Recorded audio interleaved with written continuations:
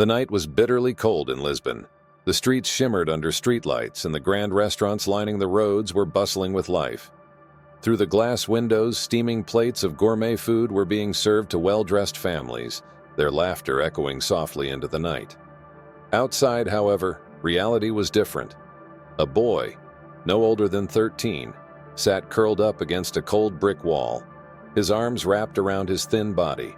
His clothes were worn out, his shoes torn, and his face was smeared with dirt.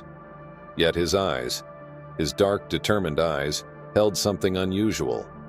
His name was Miguel. Hunger gnawed at his stomach, but he refused to beg. He stared at the warm restaurant, watching as wealthy people enjoyed their meals, their lives untouched by struggle. The scent of roasted meat and freshly baked bread drifted through the air, teasing his empty stomach. But Miguel did not move. He had made a promise to himself. He would never beg for food, no matter how hungry he was. What kind of boy is this? A tall man in a cap stepped out of the restaurant. He had been enjoying his meal like everyone else, but something had caught his attention. The boy. Cristiano Ronaldo, one of the greatest footballers in the world, stood just a few feet away from Miguel. But the boy had no idea who he was. For a moment, Ronaldo just watched. There was something about the way this boy sat there, not desperate, not pleading, but simply observing the world that had left him behind. Ronaldo took a slow step forward, then another. Miguel noticed him approaching and instinctively straightened up. He had been ignored by hundreds of people before. Why would this man be any different? "Have you eaten?" Ronaldo's voice was gentle. Miguel hesitated, then shook his head. Ronaldo reached into his pocket, pulled out some money and held it out, but to his surprise, Miguel stepped back. "I do not beg," Miguel said, his voice steady. "But if you need your shoes polished, I can do that for you." Ronaldo froze. He had met countless people, fans, admirers, even critics, but never had a starving boy refused free money. Slowly, Ronaldo crouched down to Miguel's level. For the first time, their eyes met properly. "What are you doing here, kid?" Miguel's fingers clenched around the fabric of his tattered jacket. For a long moment, he said nothing. Then, for the first time in a long time, he spoke about the pain he had kept buried inside. "My father was a fisherman," he murmured. 2 years ago, he went out to sea during a storm. He never came back. Ronaldo's gaze softened. "My mother works as a cleaner. She scrubs floors in rich people's houses, but the money is never enough." Ronaldo remained silent, listening. "And you?" Ronaldo asked. Miguel lifted his chin. "I sell newspapers, shine shoes. I work so we can eat." His voice did not break. There was no self-pity, just a simple statement of fact. But there was something else in his eyes, something even stronger than hunger. "What do you want to be when you grow up?" For the first time, Miguel's gaze drifted upward, toward the glittering lights of the city. There was a longing there, a dream, unshaken by his harsh reality. "One day," he whispered, "I will be like them." He pointed toward the wealthy people inside the restaurant. "So that my mother never has to work again." Ronaldo inhaled deeply. He knew this pain. He understood this fire. He had been this boy once, hungry, struggling, standing outside a restaurant, dreaming of a life he was not born into. Without a word, Ronaldo reached up and unwrapped the thick, expensive scarf from around his neck. Gently, he placed it over Miguel's shoulders. Miguel stiffened. "But I did not do anything." "You have something greater than money," Ronaldo said with a small smile. "You have strength." Miguel's throat tightened. His heart pounded painfully in his chest. No one had ever told him that before. For years, he had been seen as nothing more than a street boy. But now, for the first time, someone looked at him as if he was something more. Ronaldo slowly stood up. His time here was over. But before he left, he turned back one last time. "Stay strong," he said softly. And then he disappeared into the night. Miguel sat frozen. His fingers tightened around the scarf, its warmth sinking into his freezing skin. He did not know who the man was.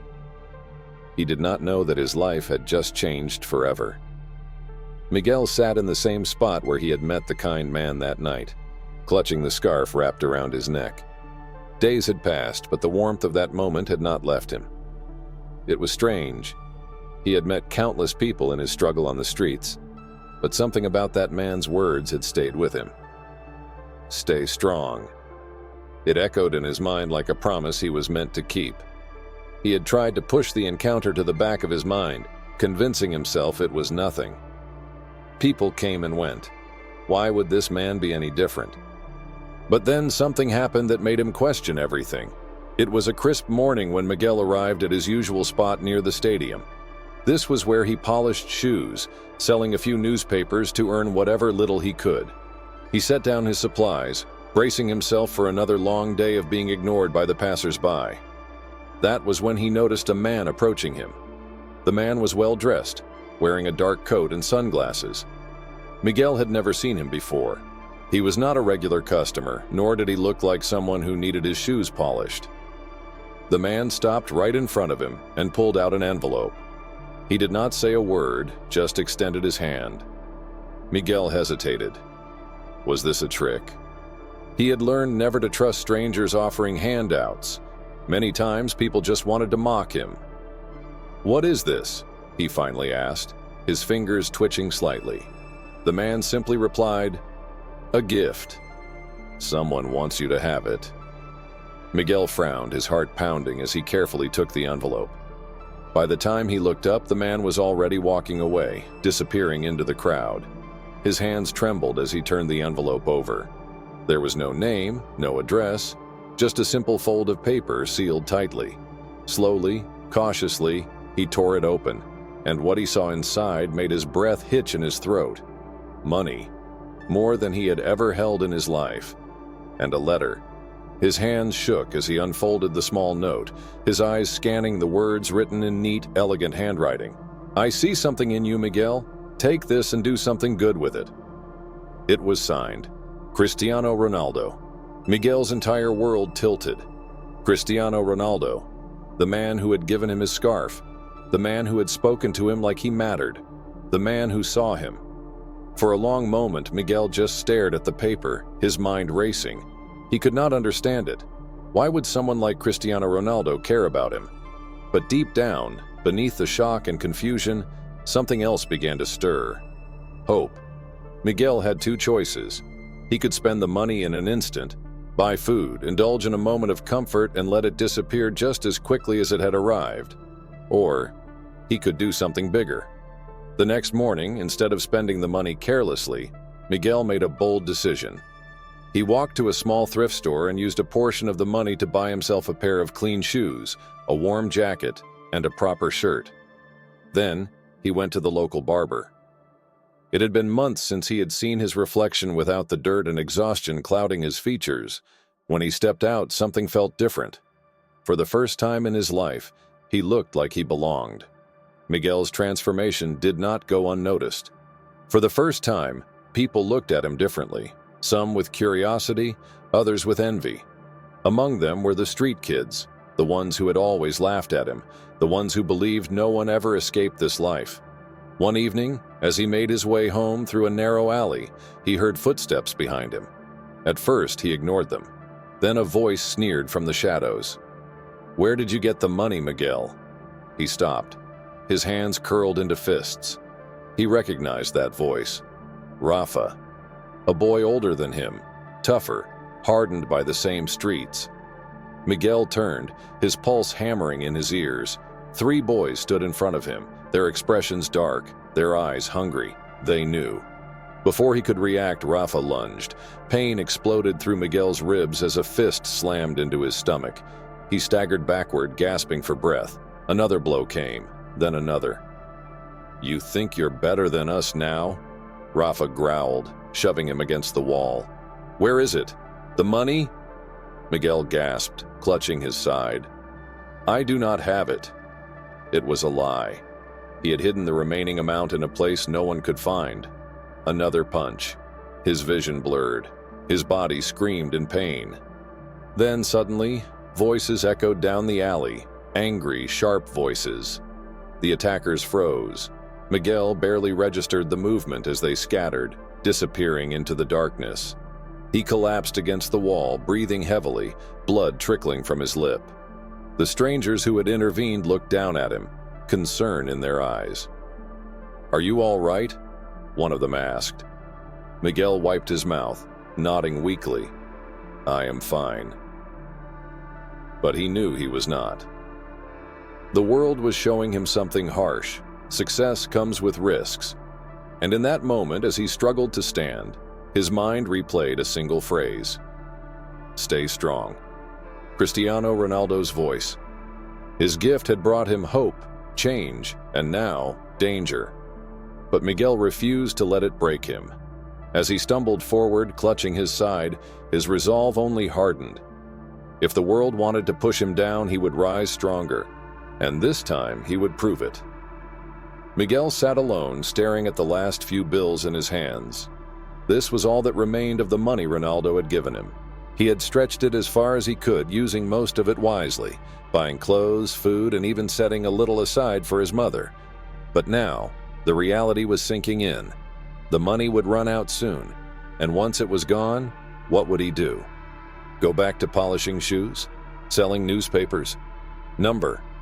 He had come too far. His mother's tired eyes, his father's memory, and Ronaldo's words. All of them told him he could not give up now. That was when he made a decision so reckless, so bold, that even he was unsure if it would work. He would use the last of his money to buy a football match ticket. Not just any match, the match where Cristiano Ronaldo would be playing. It was his only chance to see him again, to thank him, to prove that he was still fighting. Miguel stood outside the massive stadium, gripping the ticket in his sweaty palm. The air buzzed with excitement. Thousands of fans were pouring into the stadium, their jerseys and scarves flashing the colors of their teams. The energy was electric, but Miguel barely noticed. His heart was hammering. He had never been inside a stadium before, never been surrounded by people who cheered for something bigger than themselves. But he did not care about the game. He only cared about one thing: getting to Ronaldo. As he made his way through the gates, he scanned the stadium, trying to figure out where the VIP section was. He knew Ronaldo would be somewhere there after the match, away from the crowds, surrounded by security. But how would he get close? That was a problem he would figure out later. For now, he had only one thought in his mind: find Ronaldo.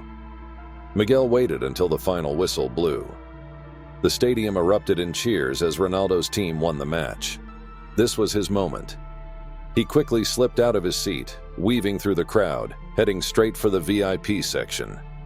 He spotted an open gate, half covered by security guards who were laughing and talking. If he moved fast enough, maybe he could slip through. Taking a deep breath, he darted forward.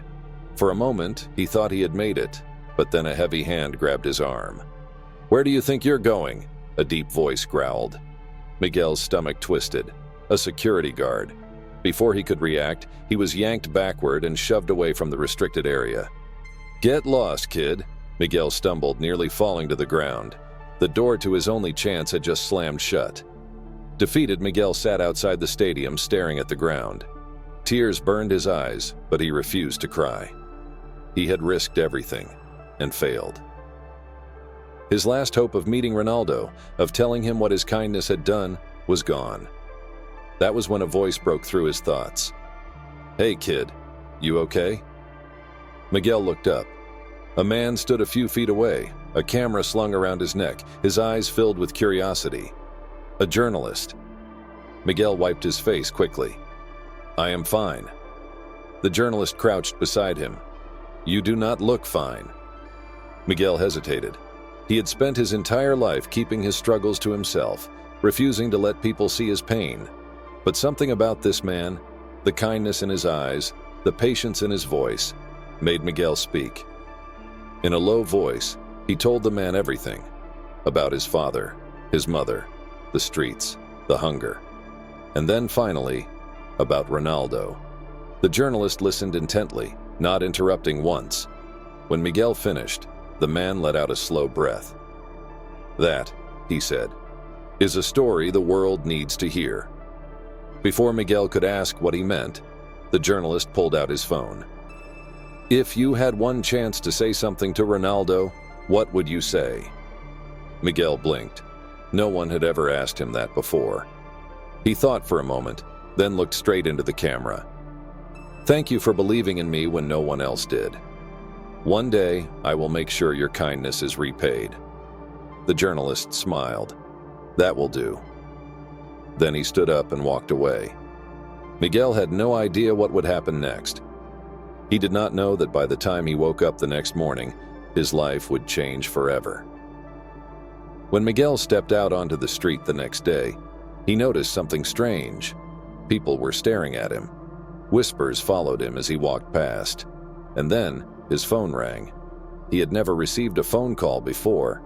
Confused, he pulled out the old phone he had been saving for emergencies and answered. A voice on the other end said 3 words that made his knees go weak. "Cristiano Ronaldo saw." Miguel's breath caught. "Saw what?" "The video." His mind raced. The journalist, the interview, the camera. It had gone viral. Millions of people had seen it. And one of them was Ronaldo. Miguel's heart pounded. And there was a pause. Then, "He wants to meet you."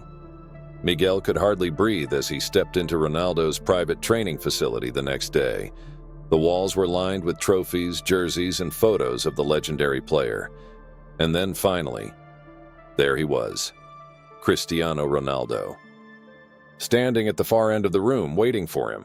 Miguel's legs felt like stone, his mouth went dry. How could he possibly explain what this moment meant? But before he could say a word, Ronaldo smiled. "I knew you would do something great," he said. Miguel swallowed hard, his emotions overwhelming him.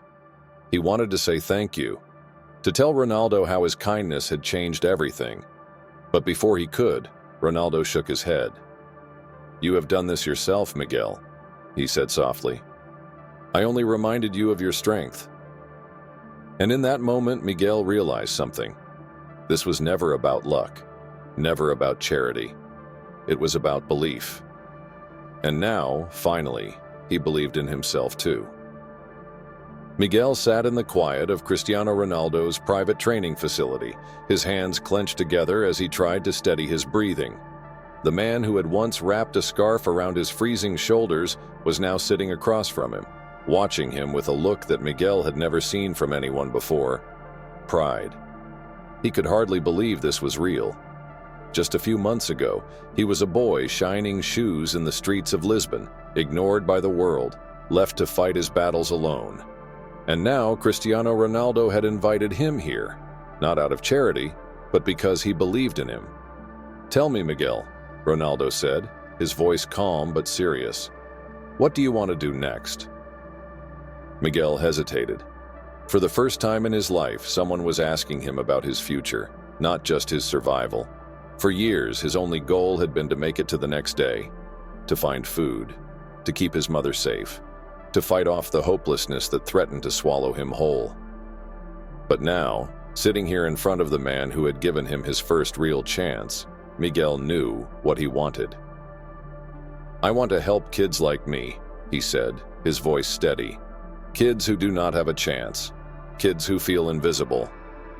Ronaldo nodded, as if he had been waiting for this answer. "Good," he said. "Then let us start now." Miguel's breath caught in his throat. "What do you mean?" Ronaldo leaned forward. "I am giving you more than money, Miguel. I am giving you an opportunity." He slid a folder across the table. Miguel hesitated before picking it up. His hands trembled as he flipped it open.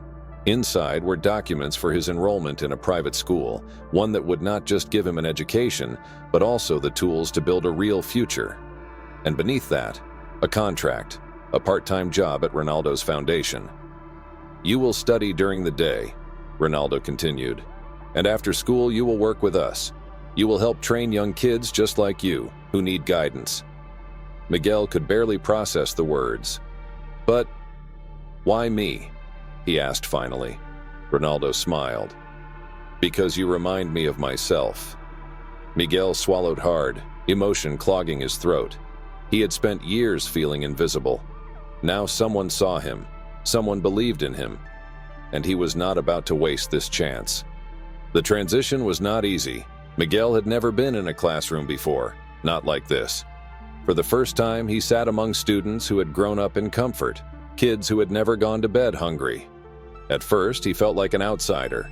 He struggled with basic lessons, felt lost in subjects he had never studied. But giving up was not an option. He stayed up late, reading, practicing, catching up. He refused to let himself fail. And every evening, when school ended, he went straight to Ronaldo's foundation, helping coach young kids who reminded him of himself. At first, they looked at him the way he had once looked at the world, with doubt, with mistrust. But Miguel had something no one else did. He understood them. He had lived their struggle. And slowly, one by one, they began to trust him. They listened when he spoke. They learned when he taught. He was not just working at the foundation. He was changing lives. Years passed. Miguel no longer walked the streets with torn shoes and an empty stomach. He was now a young man, standing tall, confident, and determined. His work at the foundation had grown. He was no longer just a volunteer. He was now leading programs for hundreds of underprivileged children. The same streets where he had once struggled, he now walked as a mentor, a guide, and the world was taking notice. One day, he received an invitation that made his hands tremble. He had been asked to speak at a major charity event, one that Ronaldo himself would be attending. Miguel had never stood on a stage before, but this was not about him. This was about the story that had started on a cold night when a man in a scarf had stopped and seen him. It was about the boy he had once been, and the kids who still needed hope. The night of the event, Miguel stood backstage, his heart pounding. As he stepped onto the stage, a hush fell over the audience. He cleared his throat, his eyes scanning the room, until they landed on one person sitting in the front row. Cristiano Ronaldo, watching him, proud. Miguel took a deep breath and began to speak. "I was 13 years old when I met a man who changed my life," he started. "I was cold, hungry, invisible to the world. But he did not look at me the way others did." He paused, his voice steady despite the emotion rising in his chest. "He gave me something I never had before. Not money, not food, but belief. He made me believe that I was more than my struggles, that I was more than the streets I grew up on." Miguel looked directly at Ronaldo. "And now I spend every day making sure that other kids get that same chance." Silence filled the room, then thunderous applause. Miguel blinked, momentarily overwhelmed as the entire audience stood, clapping. As he stepped off stage, he barely had time to react before Ronaldo pulled him into a tight embrace. The legend leaned in and whispered in his ear, "You have made me proud." Miguel's throat tightened, because this time, he was not just the boy who had once received kindness. He was the man paying it forward. That night, as Miguel stood beneath the Lisbon sky, he realized something. He had spent his life thinking his struggles had made him weak. But now, he understood. They had made him strong. Cristiano Ronaldo had not saved him. He had simply given him the push to save himself. And now, it was his turn to do the same for others. With one last glance at the city that had once been his battlefield, Miguel smiled, because this time he was not afraid of what the future held. He was ready for it.